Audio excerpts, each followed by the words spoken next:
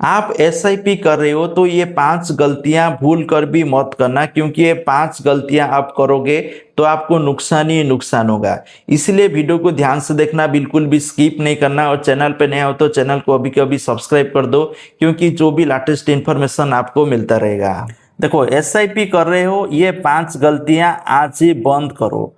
जो एसआईपी कर रहे हो तो ये 5 गलतियां भूल कर भी मत करना। ये करोगे तो आपका नुकसान ही नुकसान होगा, इतना लॉस होगा, आपको कुछ फायदा नहीं हो पाएगा। ठीक है, तो चलिए शुरू करते हैं। आप देख सकते हो एसआईपी करने वाले लोगों की 5 कॉमन गलतियां, ये बहुत सारे लोग करते हैं। पहला है बार बार एसआईपी बंद करना। मार्केट गिरते हैं तो एसआईपी स्टॉप कर देना और लॉन्ग टर्म कंपाउंडिंग का नुकसान पहुंचाना। ठीक है, मार्केट डाउन हो, अभी मान लो मार्केट डाउन चल रहा है, आपको एसआईपी बंद नहीं करना है। एसआईपी हो सकता है उसी टाइम ज्यादा कर दो, क्योंकि मार्केट जब डाउन हो ना तो आप ज्यादा शेयर खरीद सकते हो। ठीक है, तो इसीलिए आपको उसी टाइम ज्यादा अमाउंट इन्वेस्ट करना, ना कि बंद करना। आप एसआईपी बार बार बंद करोगे तो आपको जो कंपाउंडिंग इंटरेस्ट का फायदा है वो सही से मिल नहीं पाएगा। 2 नंबर है सिर्फ पास्ट रिटर्न देखकर फंड सिलेक्ट करना। पिछले साल का हाईएस्ट रिटर्न फ्यूचर में भी हाईएस्ट रिटर्न देगा, ये जरूरी नहीं है। ठीक है, जो भी मतलब जब आप एसआईपी चूज करते हो, मैं इसका ऊपर इन्वेस्ट करूंगा, समझ रहे हो, मतलब इसका ऊपर इन्वेस्ट करूंगा और देख रहे हो इनका इंटरेस्ट इतना ज्यादा है तो इसका ऊपर कर देता हूं। ऐसा नहीं होता है।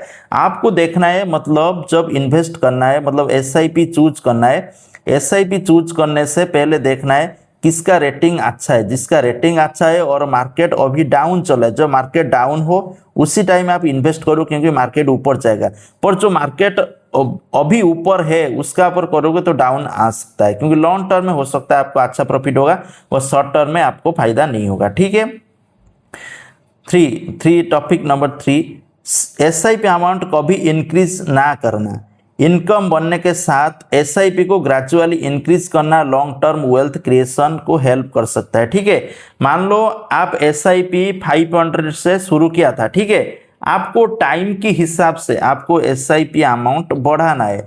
मान लो आप 500 से शुरू किया था, आपका इनकम भी बढ़ रहा है पर वही 500 चल रहा है, तो आपको बहुत ज़्यादा टाइम लग जाएगा आपको एक वेल्थ क्रिएशन करने के लिए, बड़ा पैसा बनाने के लिए। तो इसलिए क्या करना है, मान लो 500 से शुरू किया था, आपको बीच बीच में जब आपका इनकम बढ़ रहा है तो 5000, 10,000, 20,000 ऐसे करके एसआईपी अमाउंट को टाइम के हिसाब से बढ़ाना है। जितना बढ़ाओगे वो तो उसी हिसाब से आपका मतलब जो है वेल्थ क्रिएशन होगा। ठीक है, फोन नंबर पे है हर मार्केट फॉल में पैनिक नहीं करना। ठीक है, देखो मार्केट वोलाटिली म्यूचुअल फंड्स का नॉर्मल पार्ट है। शॉर्ट टर्म फॉल देखकर आपको इमोशनल डिसीजन नहीं लेना है। ठीक है, आप बहुत सारे लोग क्या करते हैं, जैसे एसआईपी में इन्वेस्ट कर दिया, कोई दोस्त बोल दिया यार एसआईपी कर दे, एसआईपी में ऐसे प्रॉफिट होता है, वो होता है, वो एसआईपी कर दिया। ठीक है, एसआईपी करने के बाद वो सोचा, वो देखा मार्केट डाउन चल रहा है, उसका जो पैसा इन्वेस्ट किया था डाउन चल रहा है, तो वो पैनिक हो गया, क्या हुआ, एसआईपी बंद कर दिया, नहीं तो उसको स्टॉप कर दिया। स्टॉप करने के बाद क्या, ऐसा नहीं करना है, मतलब शॉर्ट टर्म में फॉल होता है। मान लो आप 1 साल से 5 साल में देख रहे हो आपका डाउन चल रहा है, तो डाउन चलने दो, कोई दिक्कत नहीं, ऐसा हो सकता है।